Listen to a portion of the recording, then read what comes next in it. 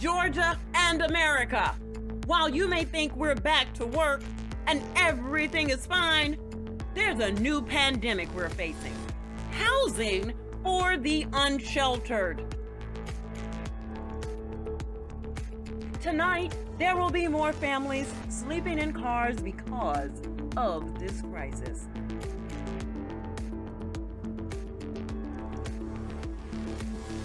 NAACP Georgia State Conference Housing Committee H.O.M.E Task Force is creating a bridge to housing for the unsheltered.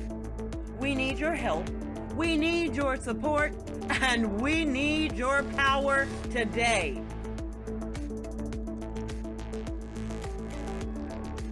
Join us at NAACPGA.org. Thanking everyone for being here.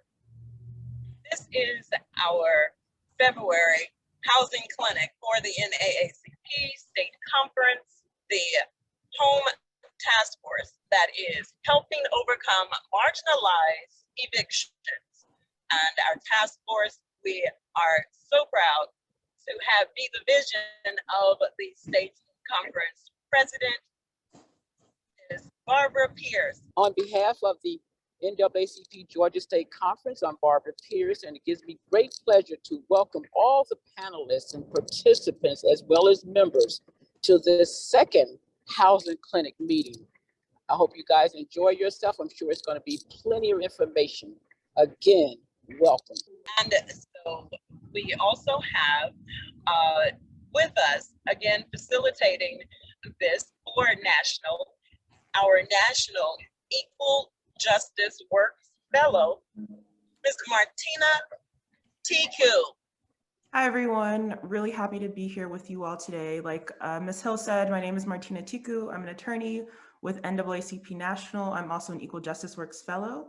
The goal of my fellowship project is to work with the Georgia State Conference and the metro area units to implement housing-related assistance programs. So particularly our Housing Navigator program. This is something that we've implemented in South Carolina and are working to bring here to Georgia, a program that will connect volunteers, NAACP members with those in the community who are experiencing housing instability, primarily those experiencing eviction or homelessness.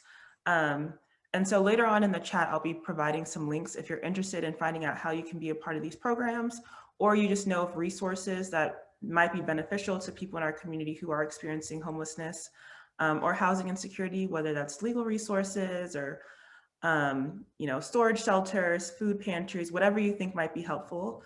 I'm going to put some links in the chat that you can check out later on. That's kind of my primary role. I'd also encourage folks to be on the lookout later on for more information about Know Your Rights eviction trainings. So these are virtual trainings that are designated to provide individuals facing eviction or renters in general with more understanding of what their rights are as renters, what the eviction process looks like, and what they can do if they find themselves facing an eviction. So these are going to be virtual trainings that are done in collaboration with the individual branches. And so again, more information to come, but today we are focusing just on some of the overall advocacy that the state conference has been doing as far as housing, and really looking forward to hearing from our speakers today on how, what efforts they've been taking and how we can continue to support here at the Georgia State Conference. I'll also put my contact information in the chat for those who are interested. All right, thank you so very much, Ms. Tiku.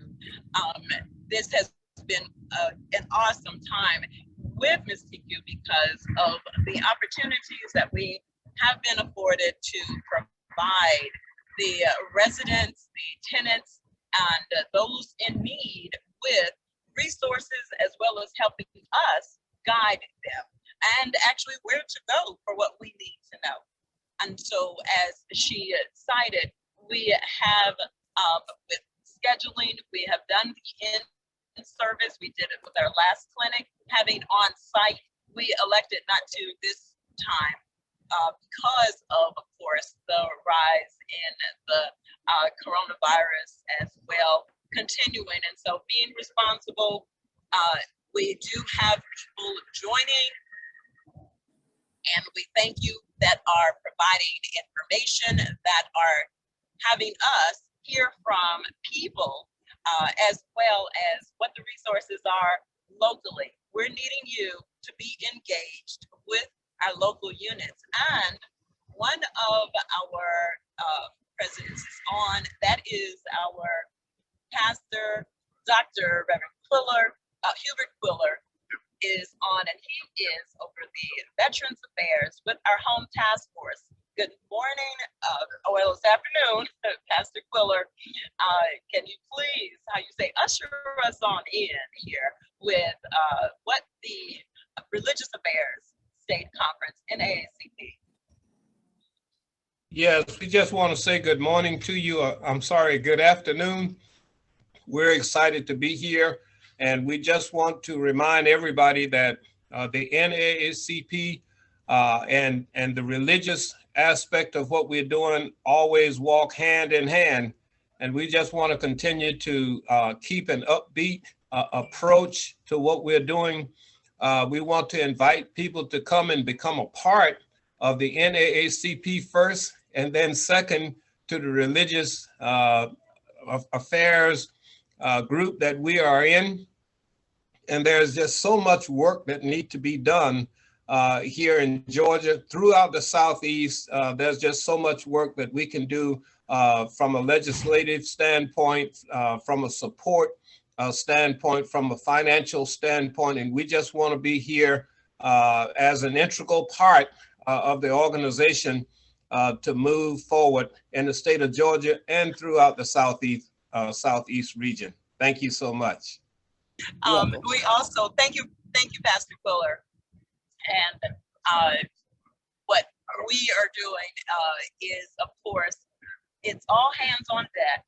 As Pastor Quiller said, we have to connect in the communities, and that means you.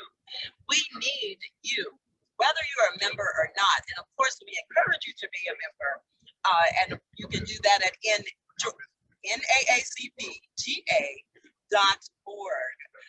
There is our information there to join and how you can be engaged.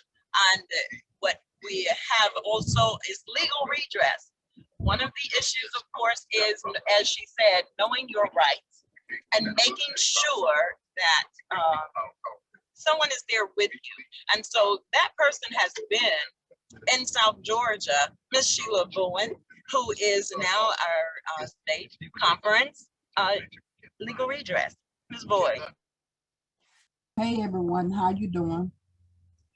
Yes, I'm the state legal redress, and I've been doing a lot like in the counties, trying to educate myself on the county local laws and state laws of the government, city councils, county commissioners. Right now we've been having issues in our county with housing, with everything that's going on. They're trying to shut down our pool over here, our north side pool, and the county commissioners are just doing any and everything they think they can do. And so we have to educate ourselves on a lot of things that we are not aware of. And so I basically been out in the community. I just left a meeting this morning, and we're trying to mobilize the community to come together as a whole, because we need to come together as a whole on every aspect in every county it is, so we can deal with some of these issues. But that's the main thing we need to do, is come together as a whole and make it work. So I just thank Ms. Sharon for letting me get on here, being a part of this organization. Okay, so I am thankful for that, and I see that our Senator Gail Davenport has joined us. Thank you so very much. I know it is a little early for your time. We appreciate Senator Davenport and all the work that she is doing for making sure that our voices are heard through legislation, because we know that policy matters. It matters because it is how they get things done for us, and it is important for us to engage with them. And through this exchange with Guillory, we have Senator Davenport, leading legislation for homeowners. Because of course, because of our focus of citizen engagement, it is important because it was through her reaching out to Senator Davenport for what could be. Barbara. Can you hear me? Yeah, are you on? That yet? is that is our takeaway actually today, that we need people engaged. We need you here. We need you on the ground. We need you with, oh, sorry, I hit the wrong one. Okay,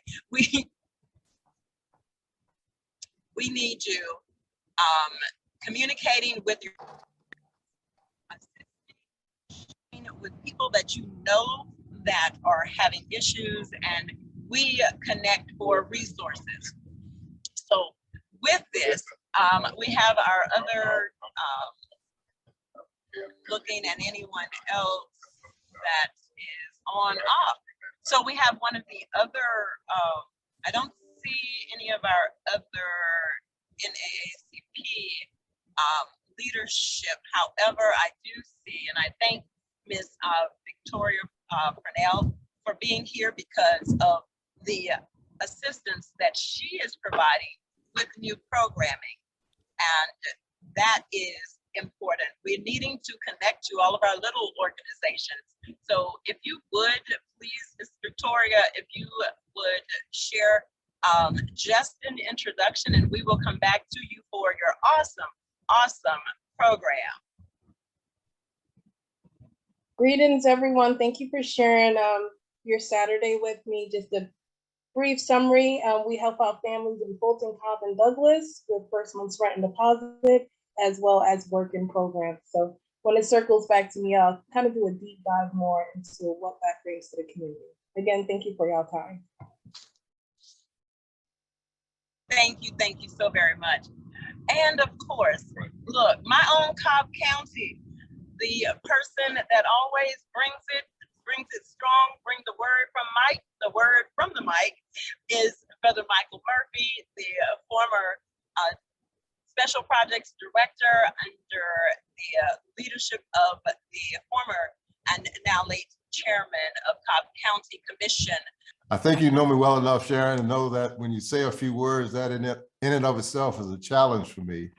But when I hear the word housing, and when I hear about equity, when I hear about the things that we are experiencing today, as I told a group early in the week, if I'd known, say 4 years ago when I came with Cobb County with the chairman, what I know now, I would have invested in a company that made steel toe shoes, because I've never seen the can kick so far down the road continuously. And I'm talking about affordable housing, I'm talking about homelessness, and access to capital. Might as well put that in there too. And I, for one, would suggest that we've talked about it enough. And we all get a calendar long before every January, but we need to set some serious dates. We'll soon be at the end of this legislative session. And I'm looking for answers and results. And I just don't understand. I don't have an MBA. I graduated, thank you, Lord, and all that good stuff. But help me to understand. In Cobb County, we've gone through $40 million. The state of Georgia has gotten $5 billion, or will get $5 billion of ARPA funds. They have a surplus of almost $4 billion. So money everywhere. But the misery index, as Jesse Jackson used to talk about in this state, is very high. So I'll just say, I'm here to be a part of moving forward in solutions. The answers are there. And I just, I appreciate having this opportunity, and I certainly respect President Pierce to take time from her birthday, because, you know, those two, whether you're a man or a woman, birthdays mean a lot every time. They never last long enough. in my case, my wife's case, a birthday means a total week celebration. So I appreciate her taking the time to be with us today. Thank you. Well, thank you again. And I do see our, that's the CAB, NAACP, Yvonne Hawks, as well as our economic roundtable. I see Theresa Carrington, and I also see the 6th Episcopal District Sons of Allen, Brother Smith, on as well. And we thank you all for joining as well. And even our Cobb County social workers for the school, thank you so very much. This is a great undertaking. And yes, thank you for joining us as we forge forward for what we need to do. Want to make sure that people are understand what Senator Davenport is undertaking and how we need to make sure that what she has put forth for us, the people, that we are there for her, our legislator. And Barbara Guillory, Level Blend, she is a realtor, and we have actually walked a while as well over the years.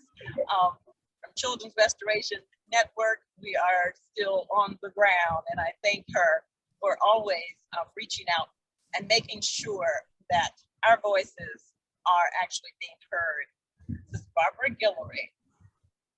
Thank you, Sharon. That goes back at least 25 plus years. So we have been in the movement, as they say, for a very, very, very long time. And we certainly appreciate the work that you and the NAACP chapter is doing all over Georgia. This morning, I just want to say thank you for having this forum and a way for us to talk about the housing and how we can reach out to make a difference for those without a voice. We have focused on using down payment as a tool. Using the down payment as a tool will help create homeowners much faster, closing the wealth gap.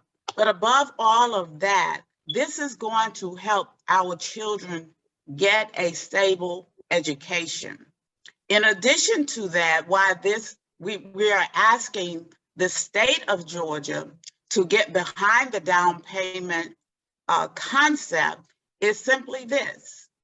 When that family is not able to purchase a home, then the opportunity for them to purchase a car is out of reach. The opportunity for them to send their child to school, lots of people will pull out equity in their home to educate their children. The opportunity for retirement, that also comes from the home ownership opportunity. When these needs are not met, those people will become part of the state. They will be supported by the state. As they say, you can pay me now or you can pay me later. So I want to congratulate Senator Gail Davenport on being here with us today, but also for the work that she has continuously done, not just today. She's always one of those that will speak out. You often will hear Senator Davenport being interviewed in the media simply because she is that voice for us this morning. And also with us is Mr. Lawrence Baptiste. One of the issues as it relates to housing, homelessness, is the retention of the units that we do have. A lot of our families, a lot of the homeowners are not aware. So housing retention is really big. One of the tools is the NID counseling, which has been adopted by the NAACP as their official housing counselor, and of course the use of forbearance. So I would like for Senator Gail Davenport to give us an update on the Senate bill that she and others have been working on and have put forward for us. Senator Gail Davenport, I turn it over to you. Thank you so much, Ms. Guillory, and to Ms. Hill and all the members of the NAACP. I represent Senate District 44, which includes portions of Clayton County and portions of DeKalb County. But you know, if you live anywhere in the state of Georgia, I represent you too. I'm delighted to work with the Empire Board of Realtors and the National Association of Real Estate Brokers on housing. And this particular bill, there are a lot of issues involved in housing now. And the Board of Realtors were at the Capitol the other day talking about some of these bills and the things that that we need to do to protect homeowners and also tenants. Now, this particular bill is Senate Bill 491 that the National Association of Real Estate Brokers have put forth. And that is the American Dream Down Payment Savings Act. This is just an act to help people save money. There are a lot of barriers to keep people from buying a home, and one of those is down payment. And people just can't get the money for down payment. And when you talk about even an FHA loan, you talk about 3%. A lot of people cannot come up with 3%. They just can't. That's just like you're going to put a homeless person in jail. I think Derek Boseman talked about that a lot. Put a homeless person in jail, he can't get out because he needs $100. Well, a homeless person doesn't have $100. So when we talk about down payment, and we need a way to have that plan. One of the things this American Dream Down Payment Savings Act is similar to the 529 College Saving Plan. And that plan allows the states to establish and maintain a program that creates accounts that are used toward down payment. So this would be like down payment for a home, and we need the state to step in and do that. And so we created Senate Bill 491. It has been assigned to the banking committee. I talked to the Chairman Brass, Senator Brass, the other day about this bill. But one of the things is that we need the state to step in. But when you ask the state to step in, they want to know what happens. If the state gives money, then when that money runs out, then how are we going to get other monies? So we're starting a conversation on this. We've asked the chairman, and he will probably do a hearing on it. I am a Democrat, and you know I guess the climate at the Capitol and in the state of Georgia and in this nation right now is what can I say, iffy or whatever. So we might not get bills out as Democrats. You know, I had a bill to help veterans, and it would pass the House and the Senate one year, and the governor vetoed it, and then said that he support veterans. Well, you know, you just have to look at that and see. But the average home price currently is somewhere around $230,000, I think. You know, when we look at things, and when we look at we talk about affordable housing. You know, affordable housing is really out of reach for most people. You know, people just can't purchase a home. And this pre-tax contribution, this bill, the pre-tax contribution will be about $12,000 per year, and can be made to those qualified accounts as long as those funds are used for down payment. And it also can make the pre-tax contribution to a qualified savings account up to $12,000 per year per person. This clause is especially valuable for families to build generational wealth. That's what Black folk have to do, is build generational wealth.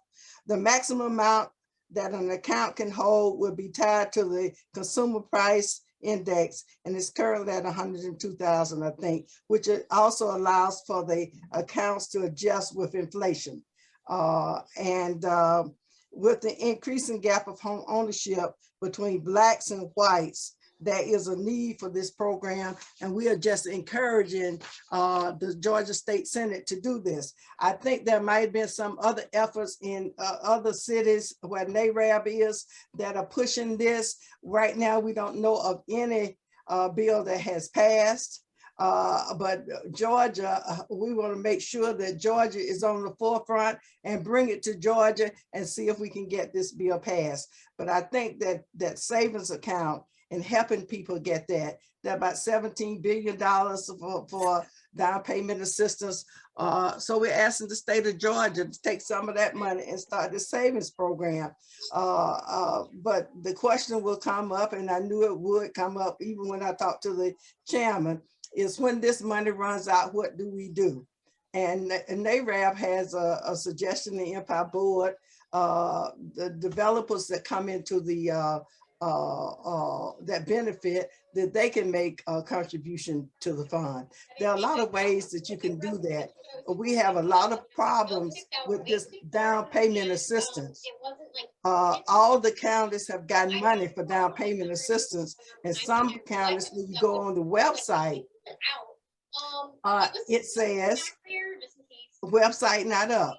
The county where I live is Clayton County.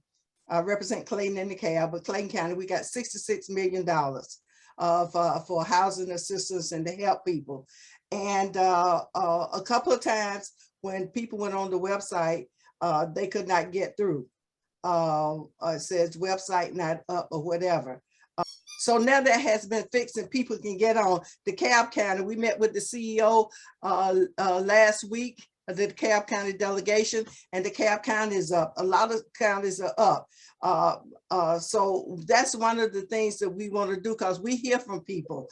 They will call us and say that I cannot get any assistance. So that is one of the things that we're constantly doing, is trying to fix that. But this program is called the Savings Program for the state of Georgia. And it's one that NAACPGA brought to us, and we're going to fight for it. And as I said, it will probably be a hearing only. If you have any questions on that, just let me know. Let me just mention one other thing. I know time is valuable to you all, but there were two House bills this time. One, let me see here, House Bill 1093 and Senate Bill 494 about private property rights and tenants protections. You know, the municipalities, the county and the cities want to ban some developers from building rental homes, single family rental homes in the neighborhoods.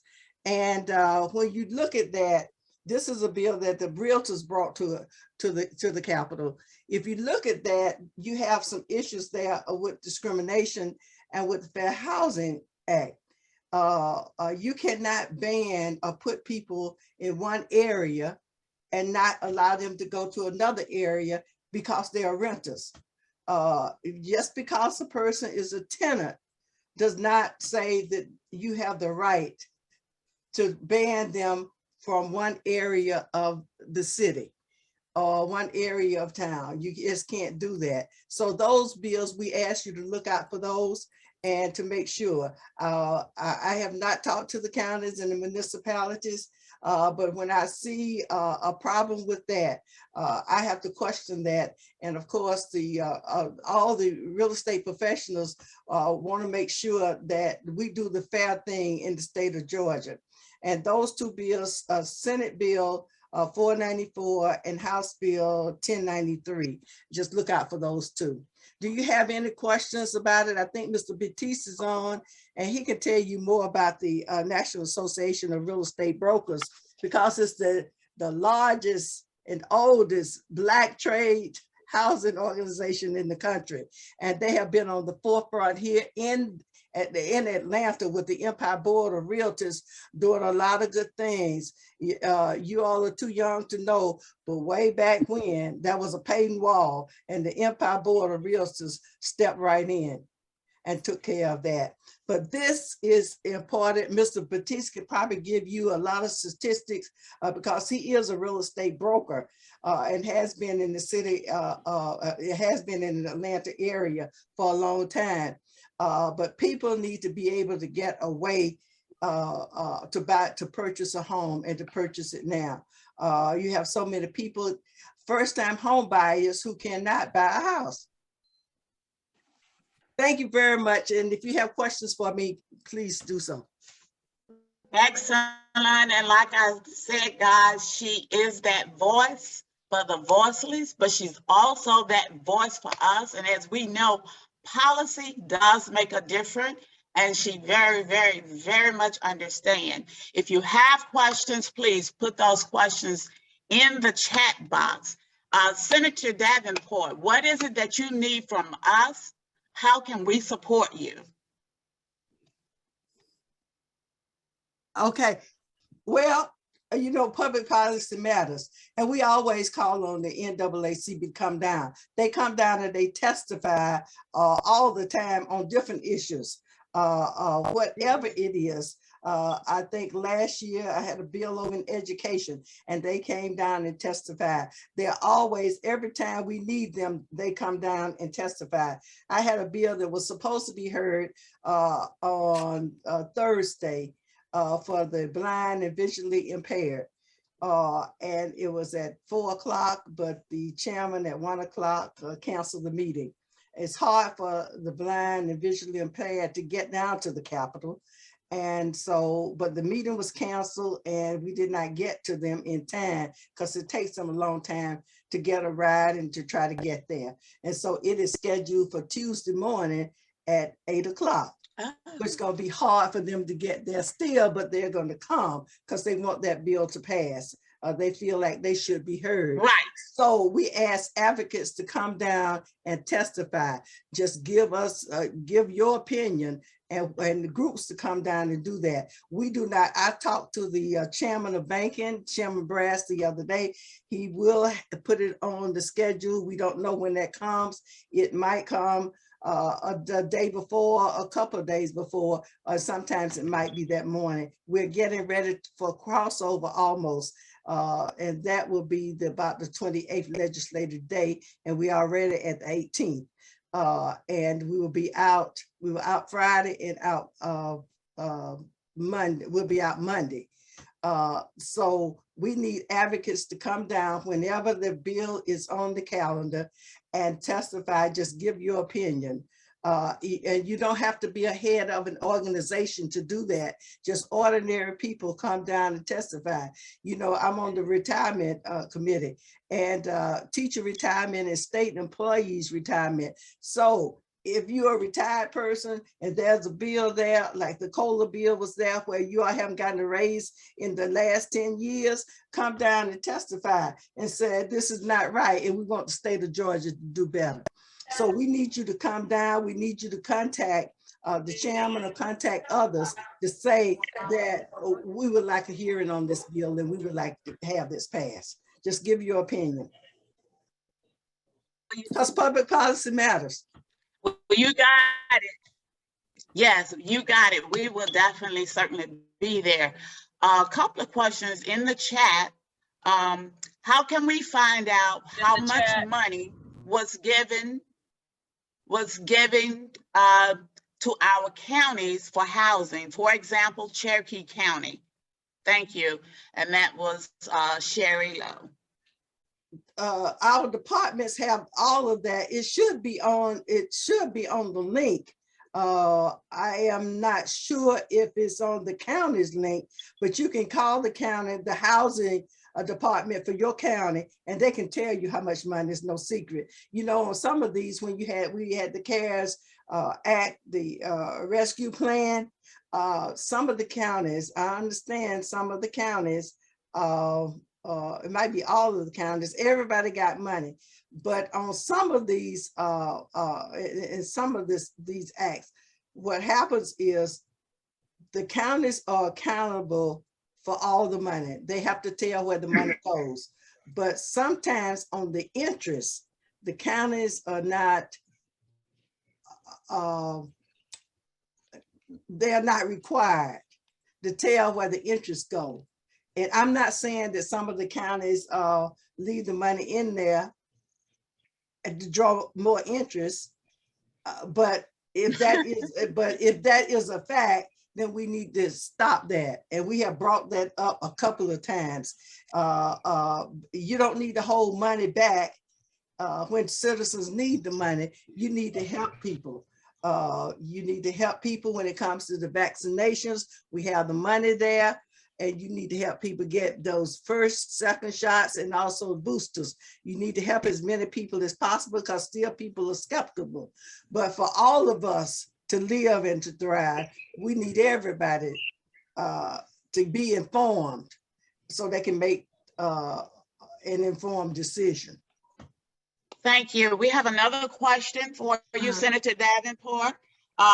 Did you consider the Sadowski Act? Now, what I understand about that act, this is an act that Florida has used, and they have added a tax to every property that is sold. That money was put into a fund. It was put into a fund to support down payment assistance. So down payment has been around a while. Lots of organizations are using it, but they have put money aside to help in the down payment assistance. However, that funding has been swept to other projects. But in answer to the question that you had earlier, Senator Davenport, on how can we fund the down payment assistance program on a continuous basis, that is a possibility. I've talked to other people that are using the down payment. Actually, Cobb County, we were just in a meeting with the Cobb County Housing Authority. They were using the brokerages in order to fund their down payment assistance. Others are taxing the developers. Developers are coming in. They are putting a fund together in order to support the down payment. But we do need the state's lead on this. So your input on the Sadowski Act, Senator Davenport. Well, I had not, let me see if I can do that.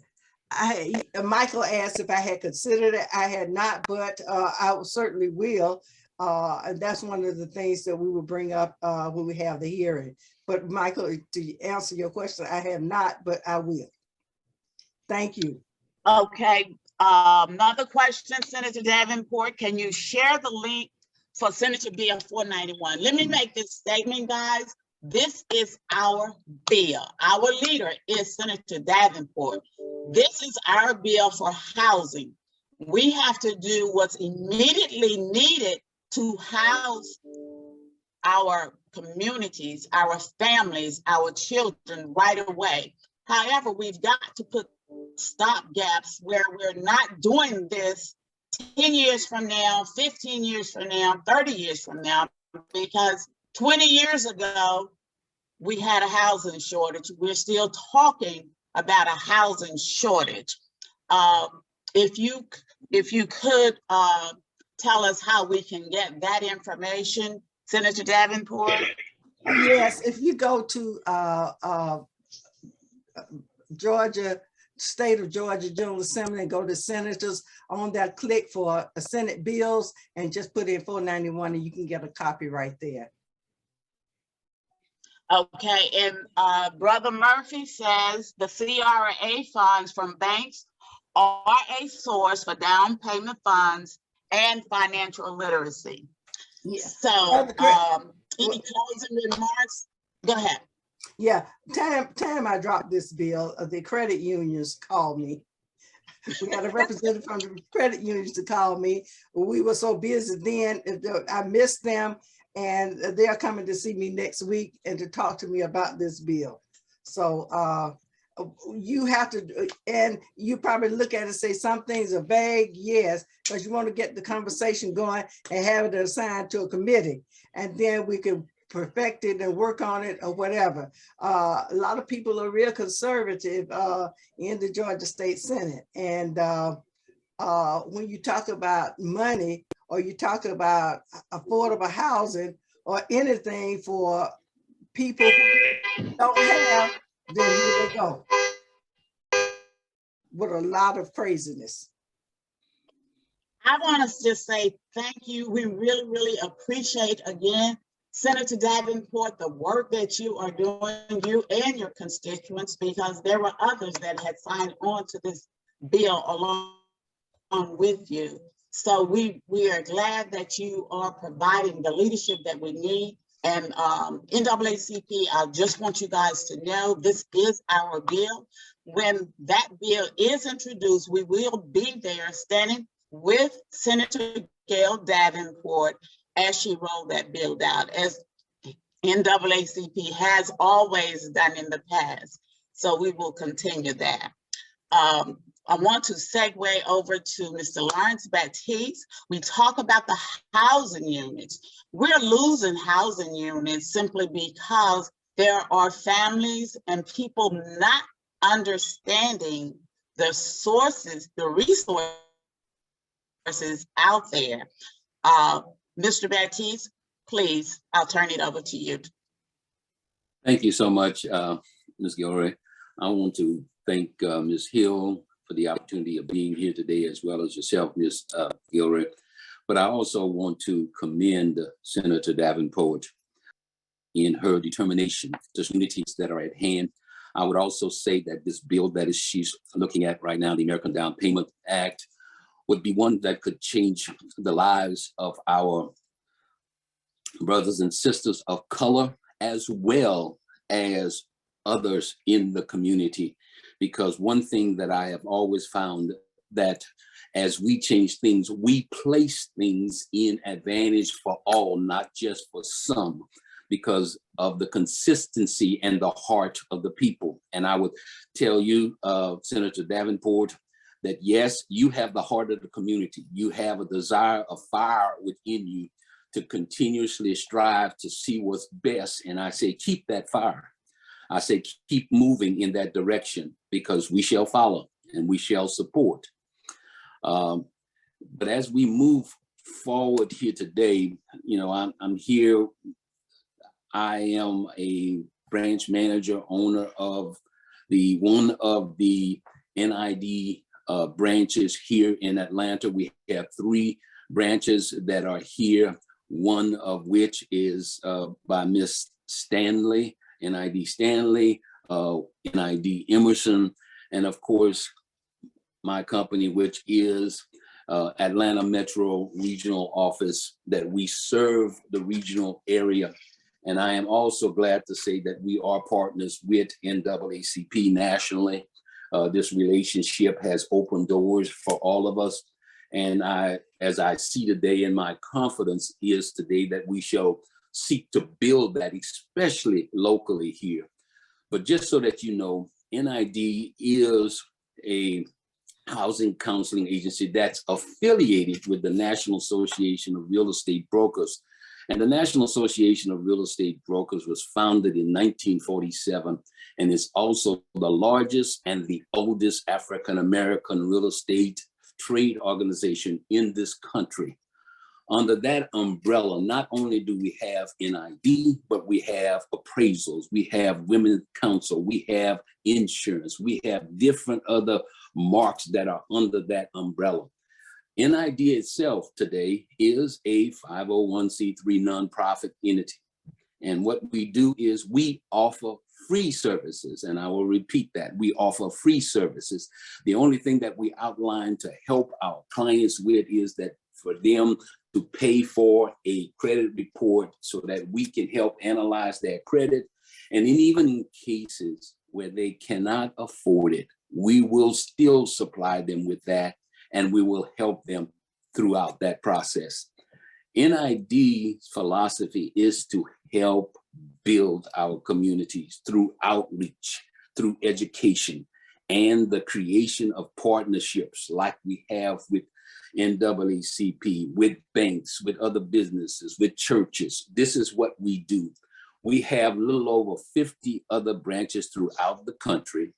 And as we reach out, we continuously strive with our vision and our mission, which is to provide to the community a resource center, focusing on the grassroots, focusing on the now, focusing on what we do every day to enhance the economic empowerment in our community. As we speak here today, I'm hearing what's going on in our community. Yes, prices are going up. Price of homes are getting out of reach for our consumers. One of the things that with all of that happening, we as a group, we have to educate. How do we reach the consumer to understand the circumstances, the situations that's going on?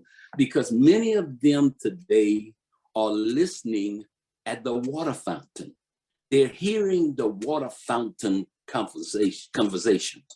And what they're hearing is that they can basically buy what they want. They don't have to negotiate. They don't have to do this. They need down payment and they're looking to get it.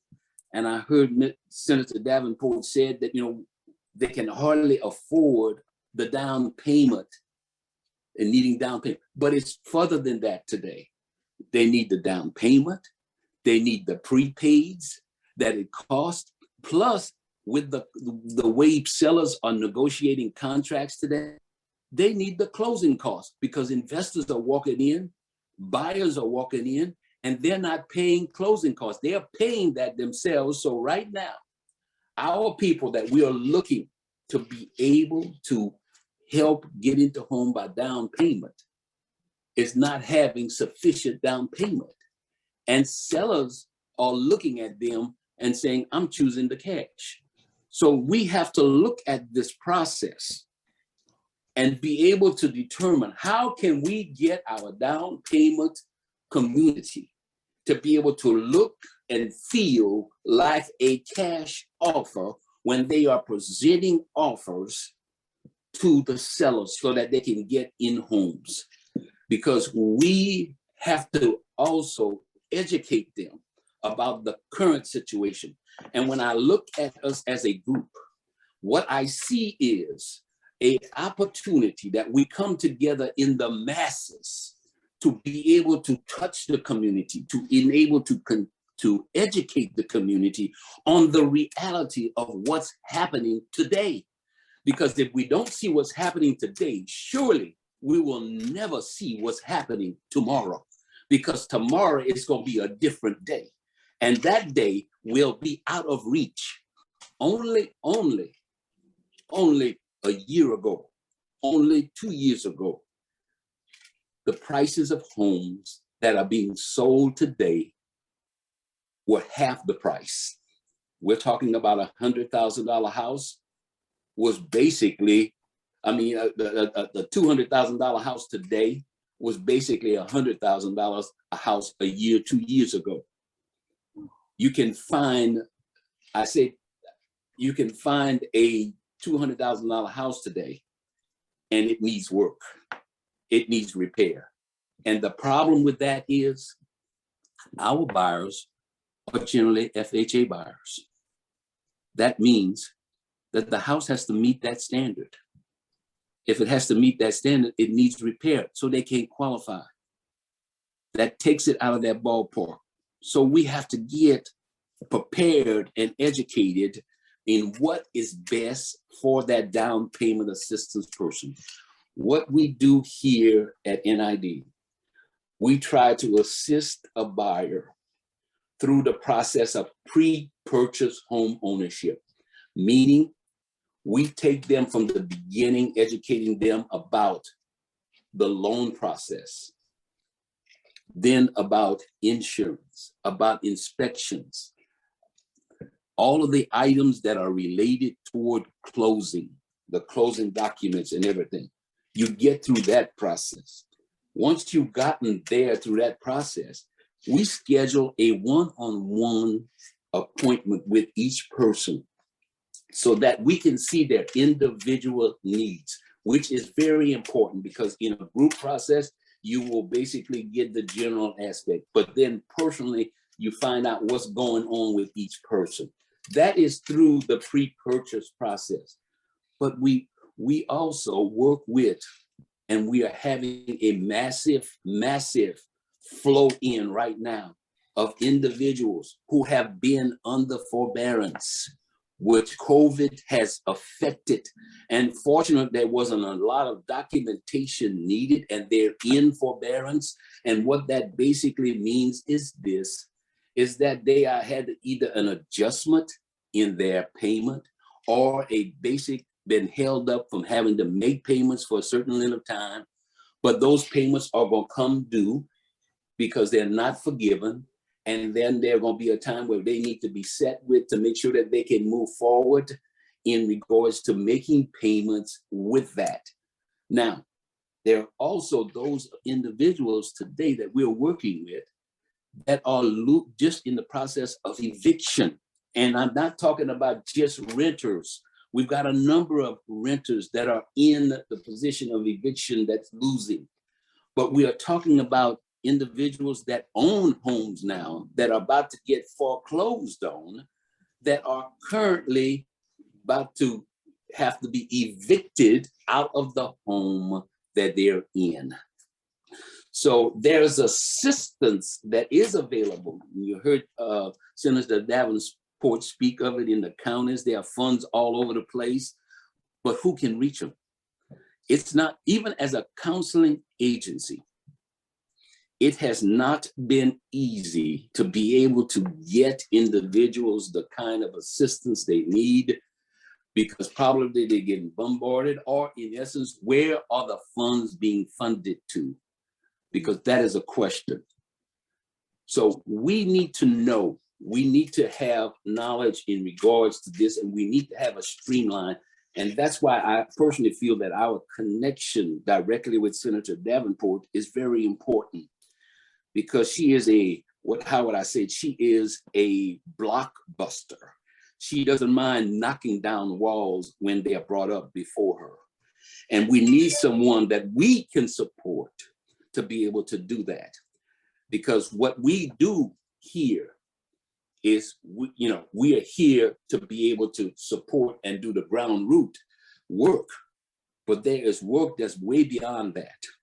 And I'm here today to only say that we are here to supply and help individuals, but we've got to find a much greater window to be able to do this. We cannot get where we have to go, going after it, the pace that we've been going, because we are going to be far behind. And I know that a number of us feel that we've gotten success and we've got to do something, and we do.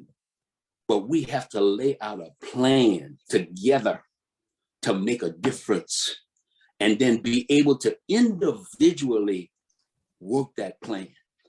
I also heard Mr. Murphy speak, and I know from his history and from where he's been and what he's had frustrations, and he's had times, and he's had success. And it's time, though. We're in a point in time, we can't waste time. If we're gonna cause anything to happen, it is to start happening now, because our generation is passing by, and the generation to come is fast. They don't have patience, they don't have time, but we've got to show them what's best that needs to be done.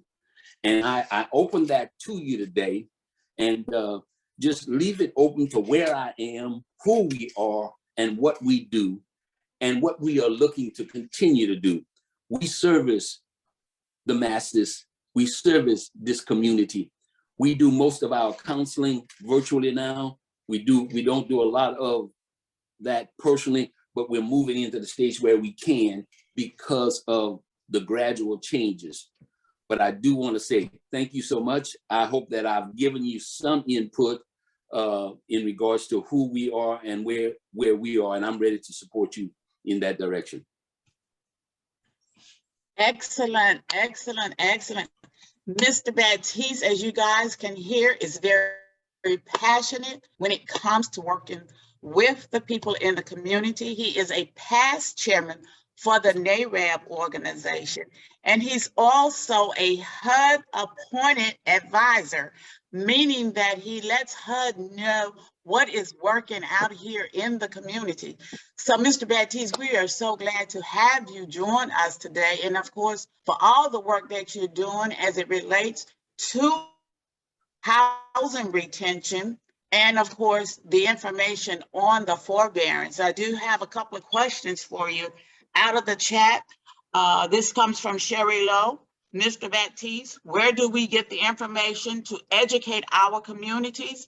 What is the best forum for that education? Thank you. Now that's, you know, a lot of information that you need and that you can get. You can go directly to HUD's website, and it's on their website, educational information, classes. They post out, and even if you go there and you register, you can put your email address in there, and as you place it in there, you will get updates from HUD so that you will be able to follow the webinars and so forth that they have.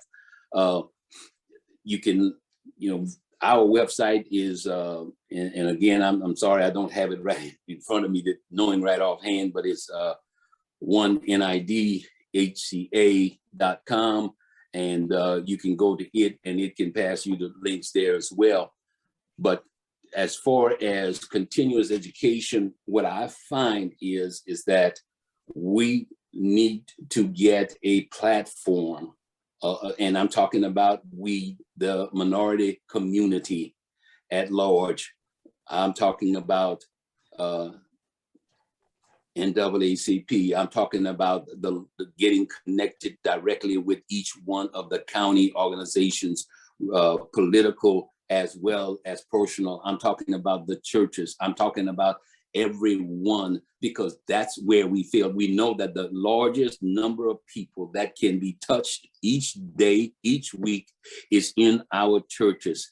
And we fail to be able to educate them in the manner that we should.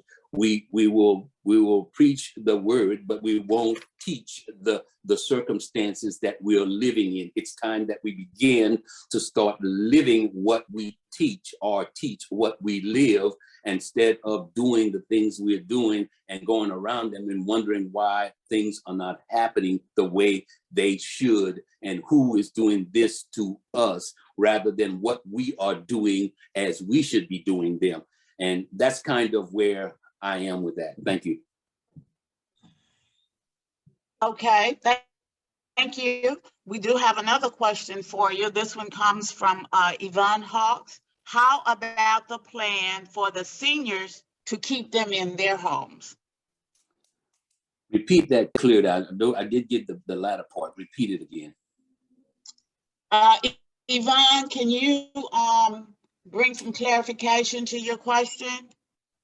Yes, most of this was around getting like our young people or those who are of age to get into homes, the barriers that they face.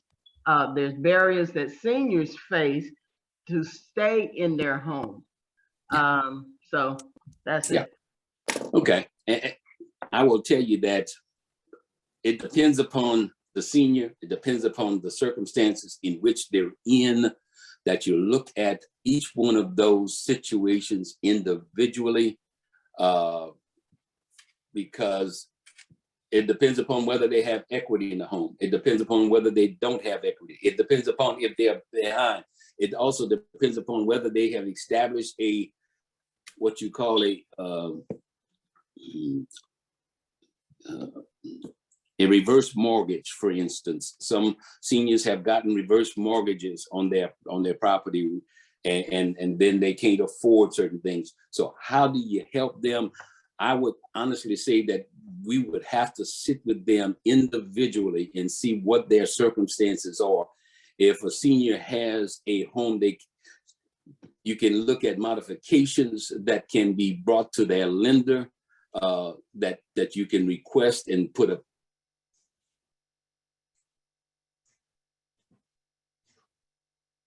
together for them in regards to, it depends upon where they are and how far behind are they if they're in that position. So again, I tell you, it's an individual process there. So if in essence you're looking to get assistance for a senior person, you can call us at 770-472-3756. I live in Appleton County, and I understand what y'all saying about the American Rescue Plan. But in this county, our people are being redlined. And the county commissioners are taking the money and just giving it to their people. Our people are not receiving, they're just dues here. Okay. If they go and apply for some money, they tell them, no, there's no funding. So what I'm doing now, I'm taking a chance out and I'm asking for their records. I'm looking at all of their records they have and going back and look. We've been having meetings to trying to get the community together because they are discriminating against our people here. And they're not getting anything. I need some contact information who I can contact about these situations because our people not getting anything here, period. I will tell you that first thing I would say from what you mentioned about fair housing, call Metro Fair Housing. Metro where? Metro Fair Housing here in Atlanta, Georgia. Okay. If there's anything to do with fair housing, please contact them. So like our apartment complexes, they were receiving HUDs. And I spoke with a USDA lady and she said what they was doing was they would take like 10 apartments in that complex and they will give so much money to that apartment. So they was sharing that money, not with our people, but just giving the money to whoever they want to give the money to. Okay. So Sheila, you're bringing up a very good point. This is something that has been historical in our community. So today is a good day for us to come together to have this conversation as we're talking about the down payment assistance plan now at the state level that we did not have before. Senator Davenport, I would say she could contact her senator for her region in the House of Representatives. What is your thoughts about that? That's an excellent comment that Ms. Baptiste made for Metro Housing. But I was going to say that she could contact her representative. I'm not sure who represents that district in the Senate. Sometimes you may or may not, it's according to who your senator or representative is, get a good response from them. But you can also, when we deal with this and talk about people of color, you can also call the Georgia Legislative Black Caucus. It's the largest and most productive in the country. We have 68 members. If you don't have anyone in the Black Caucus in your district, there should be somebody close, but our chair of that is Senator Tanya Anderson, who represents, I think, the DeKalb, Newton counties. But you can always call that. And I think housing is on our agenda this year. This bill that I've referenced will be bringing that to the Black Caucus. I'm vice chair of the Senate Democratic Caucus, and I will certainly bring it to that. But since I'm the vice chair, you can call me at any time, 404-463-5260, and we can find out who your representatives are. Let me just say one thing before we close out. I know time is, our time I know is up, but let me just say that all 180 representatives, all 56 senators, the governor, and all constitutional officers are up for re-election this year in May. And if you have concerns, you need to bring those concerns. You need to go to forums, political forums, community forums, and see who your representatives are and see what they represent.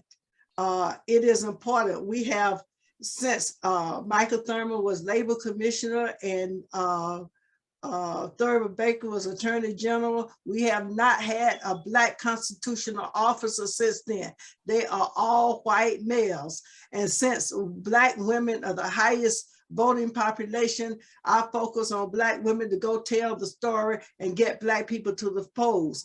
We have a Black woman that is running for the governor of the state of Georgia, and her organization is Fair Fight, and they have a plan of action. So we must get, this last time Georgia produced and helped Joe Biden win this election, and also produced 2 United States senators. That's something they didn't think they would have. And then you had a Black woman vice president that could break that tie. So you have to look at whether you're Democrat or Republican, you have to look at where the numbers are. And since their Fair Fight has a plan of action for this election, I suggest that everybody get on board, attend those community forums and the community forums and political forums and for this upcoming election, and get people out to the polls to vote. Thank you so much for having me today. Yes, thank you. Thank you both for your voice. Thank you for your insight. Thank you for your education, and most of all, thank you for caring, because that is what we know of you. Please stay in touch with us. We want to know anything that you feel we need to know. Don't hesitate to contact us, me, Sharon, or again, President Pierce is whatever agenda that you guys have. And again, we really, really appreciate your presence. Thank you.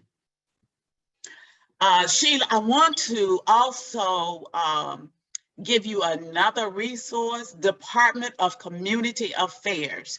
This is the State Department, meaning the whole state of Georgia is funded by this department as it relates to housing. Department of Community Affairs, to let them know that there is substandard housing that you are faced with, that you are challenged with. And again, they can give you a direct contact in your area where you are. Department of Community Affairs. I'm gonna get it and post it in the chat. Any other questions? Guys, this has been really, really fantastic and very educational. I'm feeling very, very informed about what the opportunities are. And again, this is our bill that Senator Davenport has put forth on our behalf. This is our bill, Senate Bill 491. And this is our bill that Senator Davenport has put forth for us. So we must show our support. And Senator Davenport just certainly let us know. We are always in communication, so that won't be a problem, but we can always update the Georgia NAACP. Oh, someone has put the information in the chat. Thank you, Jerusa. I'm hoping I'm saying that right. Rental assistance at dca.ga.gov.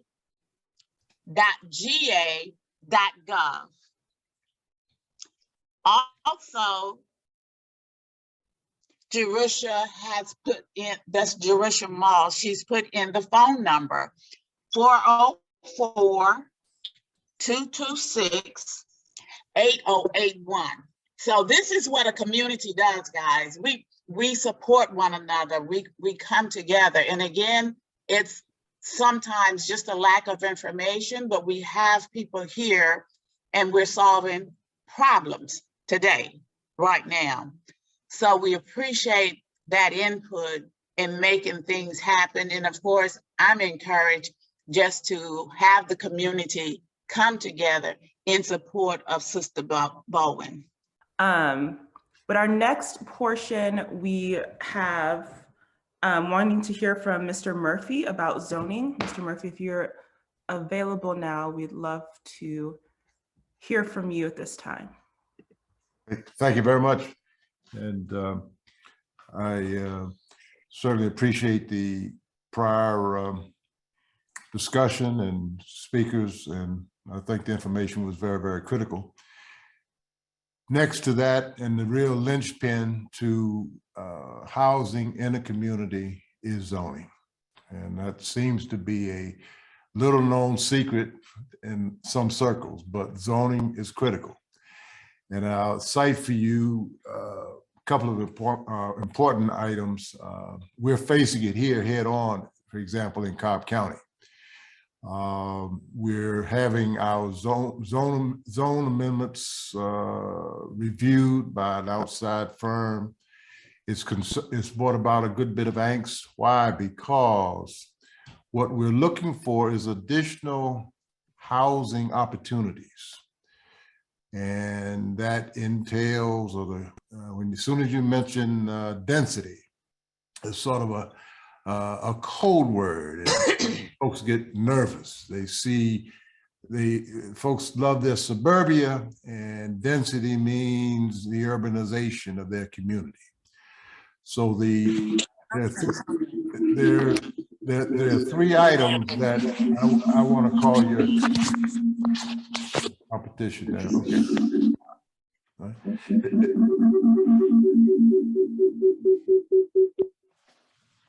Okay, let me try again. Okay. Yeah, there are three. Okay. Well, there are three areas that I want to call your attention to. One is known as ADUs, and that is accessible dwelling units. And what they are is, let us say a couple has a pretty good sized home.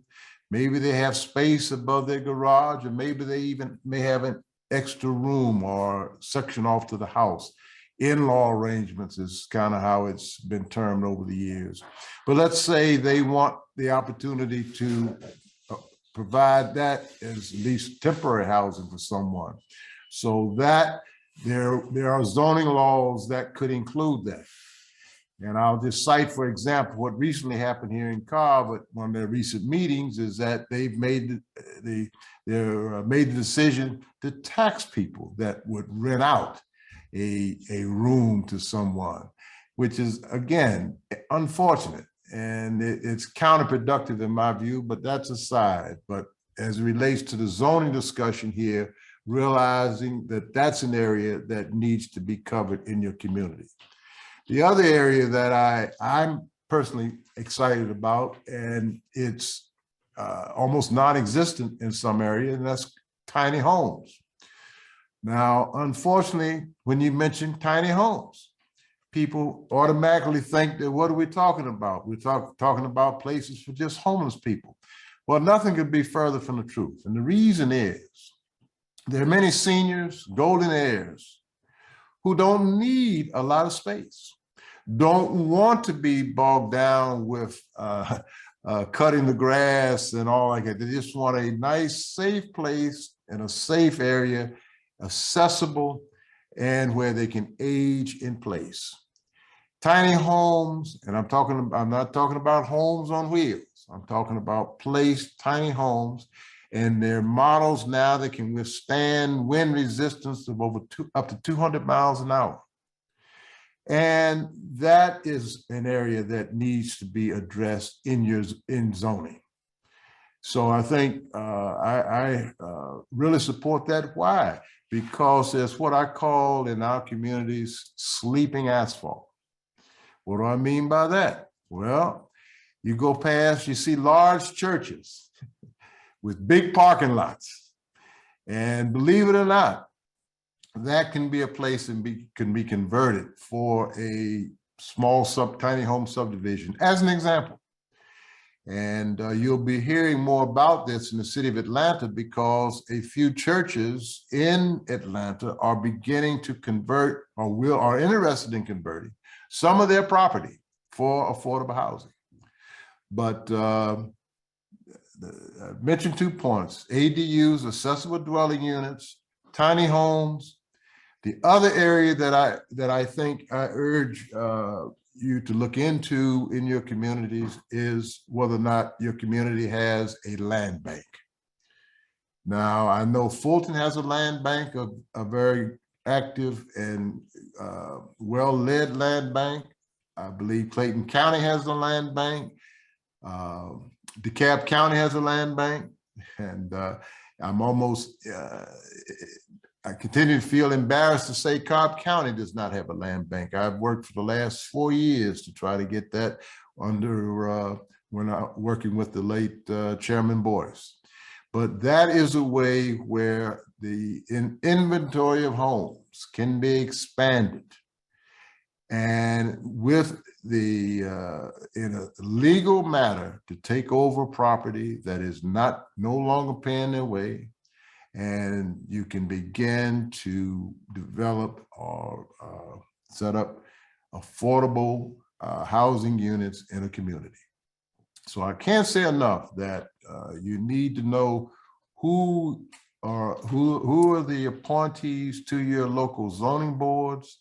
Have conversation with them, have a conversation with your county representatives, particularly, find out where they are. And I say, don't be dissuaded to suggest, number one, that of course we know the problem, it's a challenge. Anything worth achieving is going to take some hard work. We didn't get to this place overnight. We're not going to change it overnight. Affordable housing and access to homes is a national problem. The sad thing is it was caused by the federal government. They have been responsible for what we call this missing middle. And as Senator Davenport said so eloquently, the elections are coming up. So now's a perfect time to reach out to your representatives and find out where they are, get to know who's on your zoning board locally, have a conversation with them, and let them know what you're concerned about. And I just can't say enough that the opportunity is now, because there are a lot of options out there, So at this point, I will stop it. If there's any questions, I'll be happy to answer. But I have to tell you that this is, it's heavy lifting. You have to get down in the riverbed. You can't be discouraged, because what I see it in Cobb, but I'm sure it's in other places. People that are settled in their community want to keep it the way it is. And yeah, it's like having an enclave. And I know you've heard discussion about expanding cities, for example, in Cobb County. Well, part of it is to be able, why? To control zoning. So there's a method behind the madness. So with that, I'll stop and welcome any questions or any comments that this august body may have. Thank you so much, Mr. Murphy. I do see that there's a question in the chat from Ms. Sherry Lowe Cook. Where can we get more information on the tiny homes? Well, I would recommend the group MicroLife. I think it's microlife.com, I believe, but they actually have a subdivision in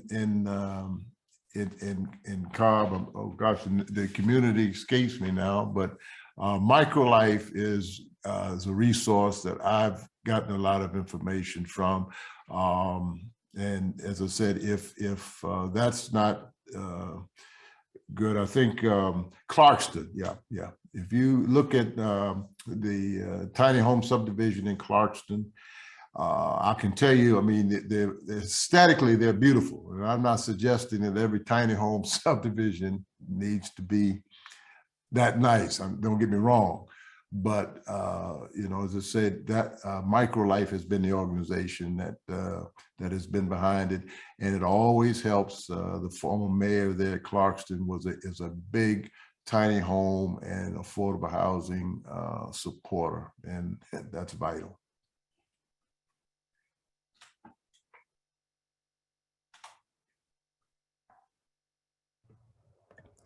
Thank you so much. Are there any other questions? And Mr. Murphy, what is the best way for folks to get in contact with you if they do have follow-up questions or? Sure, absolutely, absolutely. I have a Twitter handle, that's MMM and the number 4, more, MORE. My email, I will put in the chat along with my phone number. And I'm proud to say that Cobb County, I was instrumental in helping Cobb County have a down payment assistance program for all of their county employees, and it not be depending upon them buying a home in Cobb. They could get a home wherever, but we worked with a number of banks. We were able to even get a down payment assistance for the employee that worked part-time. And she bought a beautiful home in Powder Springs. And you get a proud feeling when you start getting home-warming invitations from people. And I think the last count before I left Cobb County, there were over 50 employees who had taken advantage of the Down Systems program. But I'll put my information in the chat, and as I said, if I can be helpful in any way, I'd be happy to do that.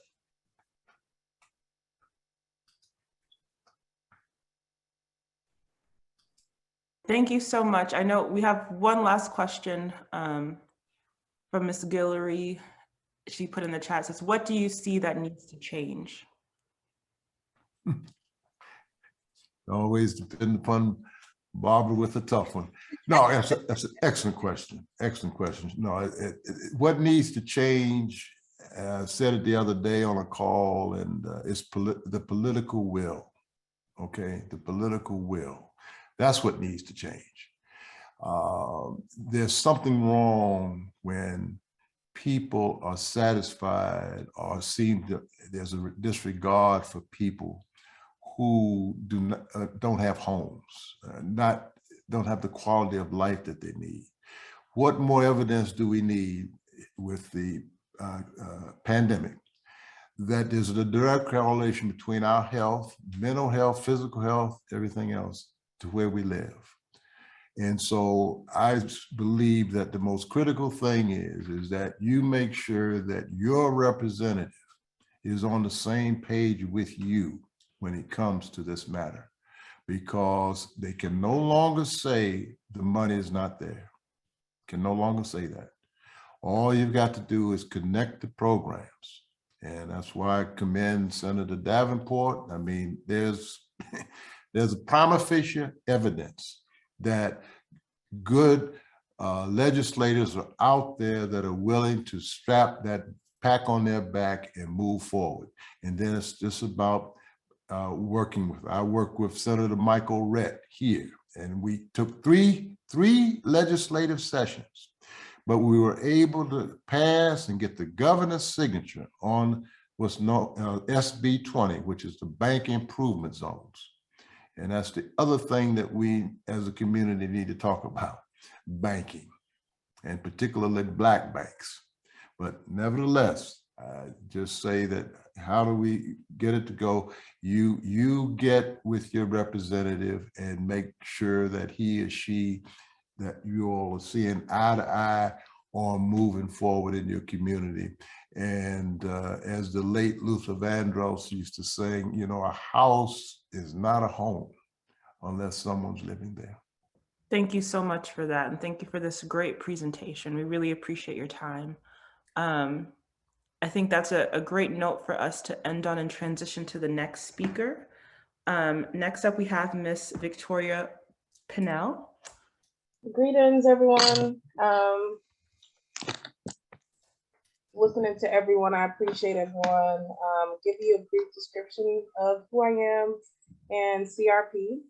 So I'm a project manager with Community Restoration Project, and basically we help families who are currently homeless in Cobb, Douglas, and Fulton County.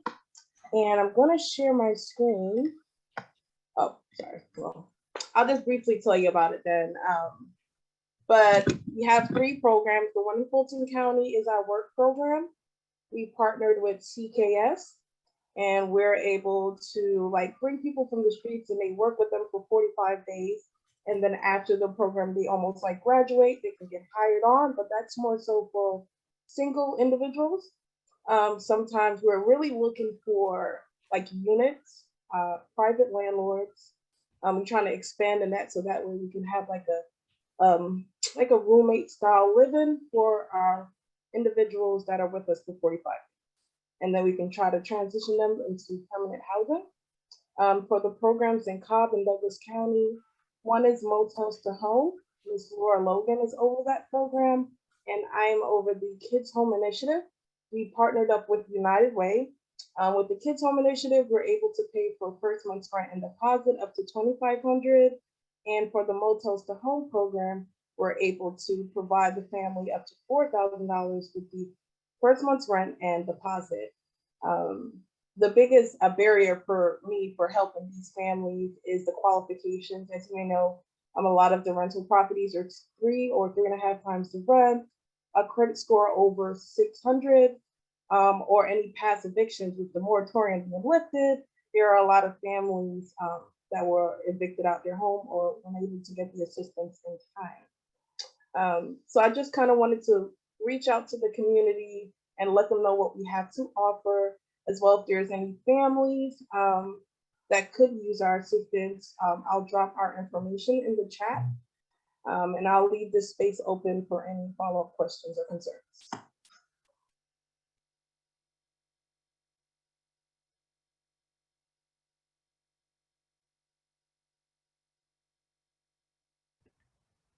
Thank you so much. Are there any additional questions, any comments? Oh, I kind of had one. I had an extra one.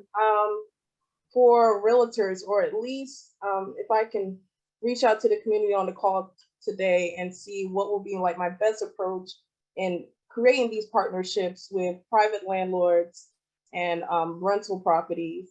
So that way we can kind of, when the families come to me through school social workers and counselors, these are children that are either in the car or in hotels, couch surfing, just trying to figure out what's that avenue to kind of get these families home. So if anyone have any experience in that or may have a partnership going on right now, I would love to tap into that.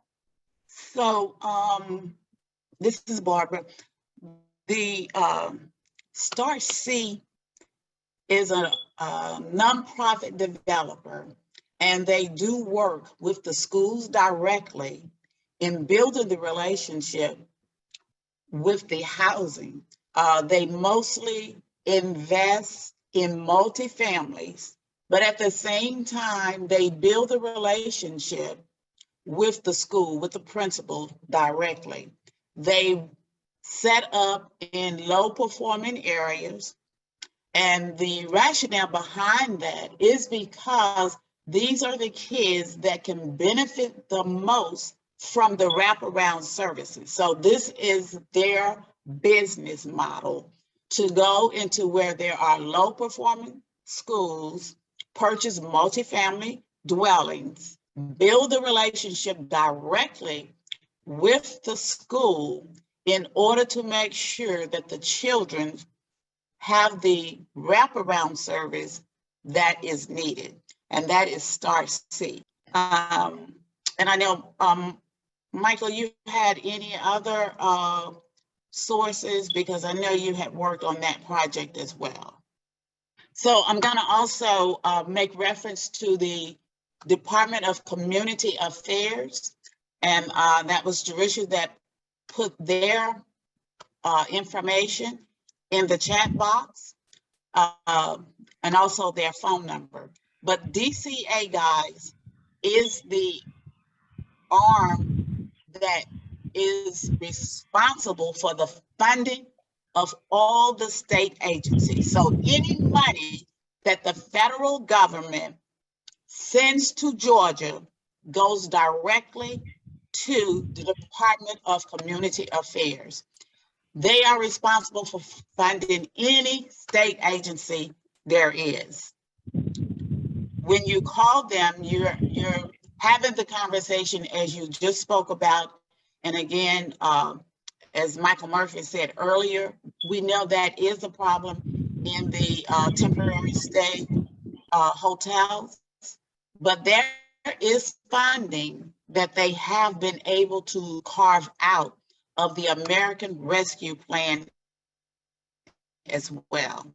So having a direct conversation with the direct funders, I think that would certainly give you information and insight on how to move from there.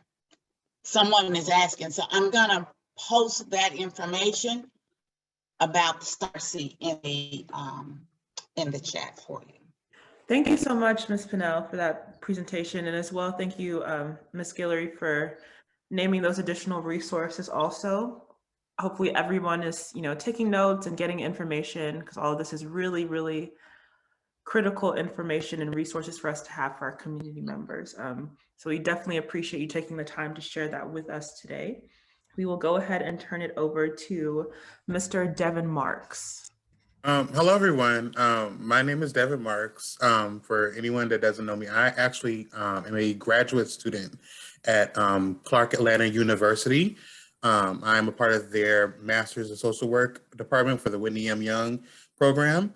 I am currently interning, we call it field placement, but interning with Cobb County School social workers.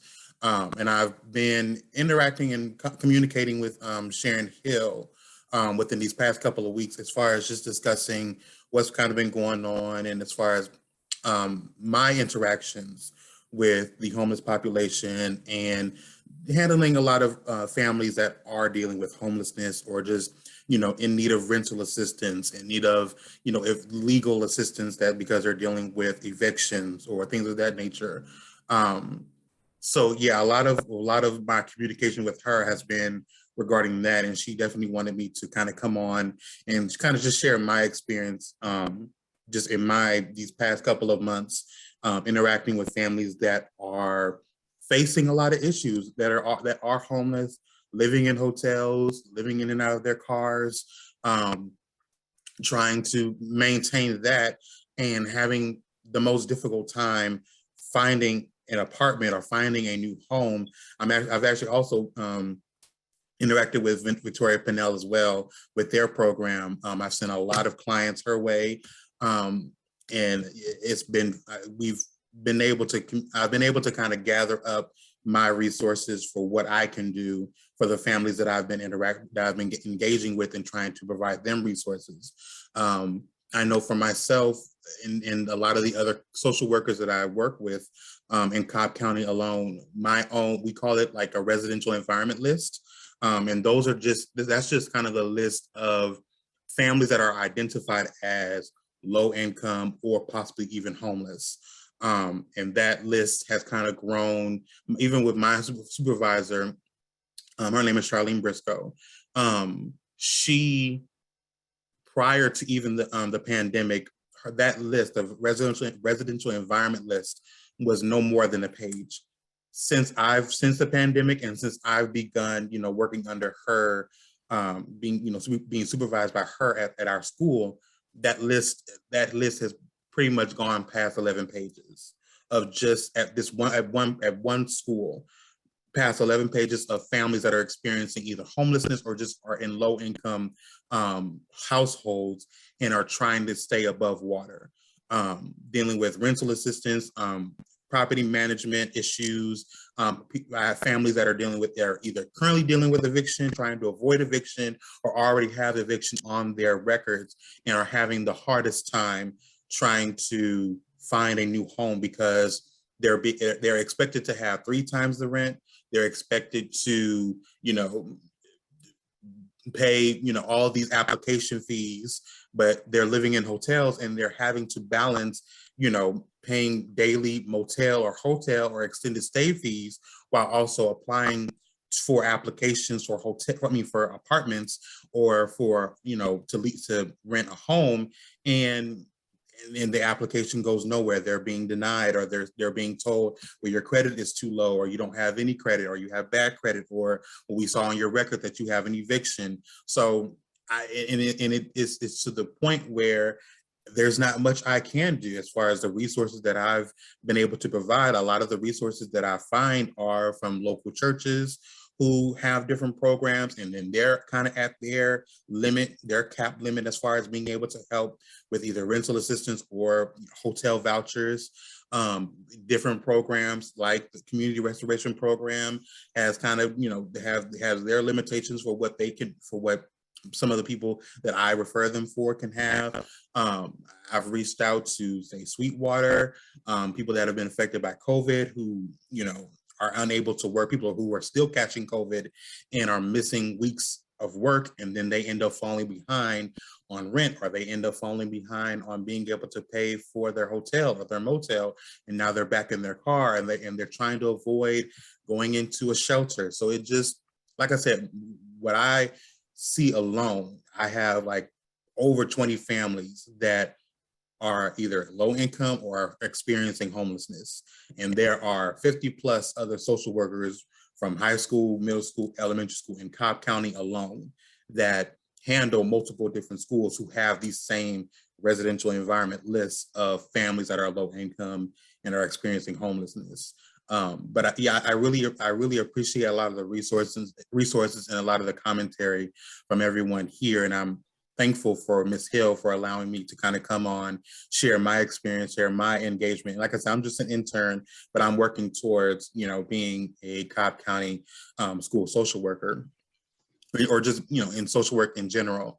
And this is a lot of the work that I plan to do as far as being kind of on the groundwork, providing resources as much as possible, gathering resources that, I may not know about, that I want to be able to provide to the clients that I engage, the families that I engage with. So thank you all for allowing me to share and, be long-winded. Not long-winded at all. We thank you so much for taking the time to, share the amazing work that you're doing. I think this perspective is something a lot of people are not aware of, as far as, the impact that the housing crisis and the pandemic has been having, especially on children. So we really appreciate the work that you're doing and you're taking the time to share this with us. And also, Mr. Marks, what's the best way for folks to get in contact with you? I could put my work email in the chat. Thank you so much for that. Because I can also forward our county social work supervisor, Anna Murphy. She's able to kind of gather as much. She is open to as much resources and connections as possible, any type of events as far as this, so that I can forward to her, send it my way, and I will forward it to her, and we'll disseminate it all to our Cobb County social workers. Because I think from what I've been told, like I said, I'm still an intern, so I'm still kind of gaining more information. But from my understanding, our Cobb County is kind of like the only county that has like a centralized social work like team and a set of social workers that's kind of centralized, and we have our staff meetings and things of that nature. So any other resources, anything as far as housing things, events, any more clinics, send it my way and I'll send it on to her and have her disseminate it. That way we can really build up more of what the social workers can do as far as navigating, connecting with other programs, and being that, the navigators to interconnect what's going on with our community and our clients to you all in different programs and state programs, local programs, county, all of that. Definitely send that my way.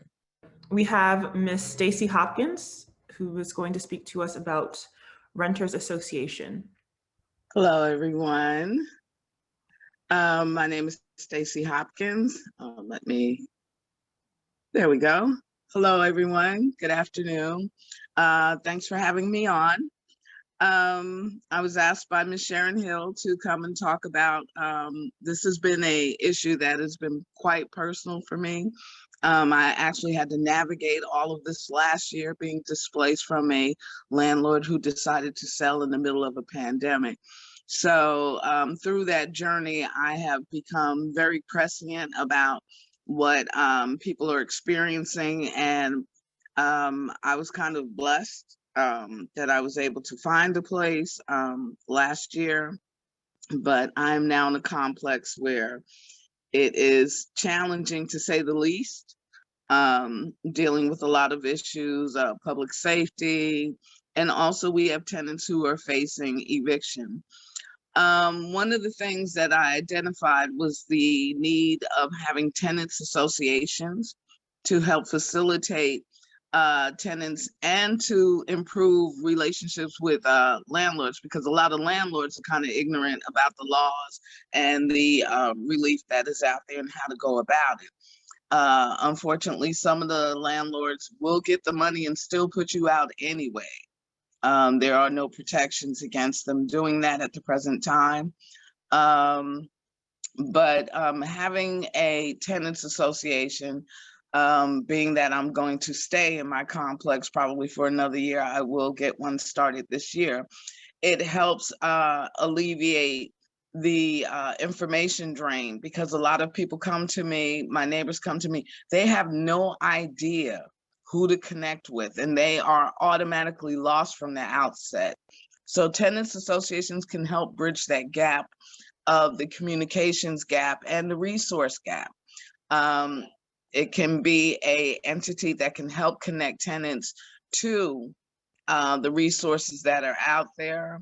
It also helps create a space for tenants and the landlords to be able to discuss things and also build better community as a whole.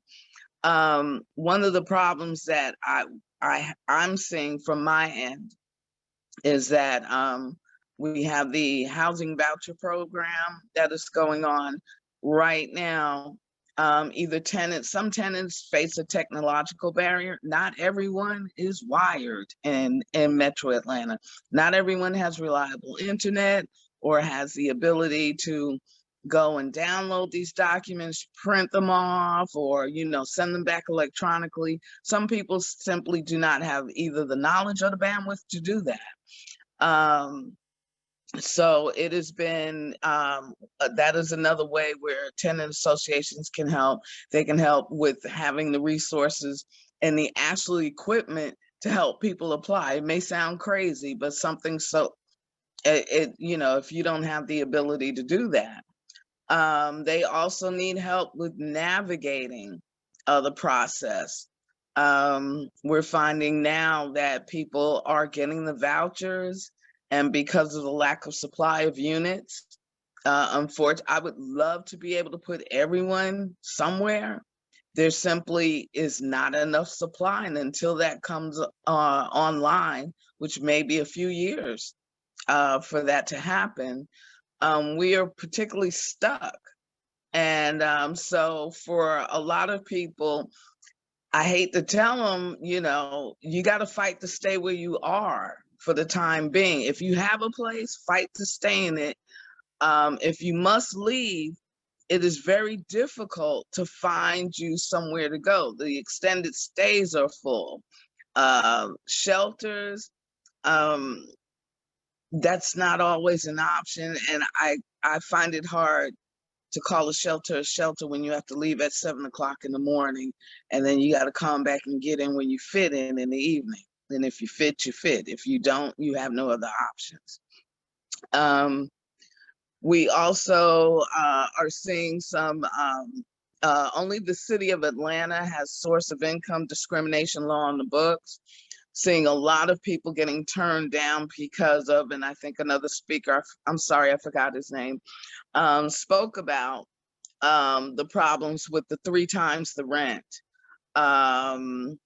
Also, the arbitrary fees. I mean, you can spend a good $1,000 just looking for an apartment, and that is a conservative estimate.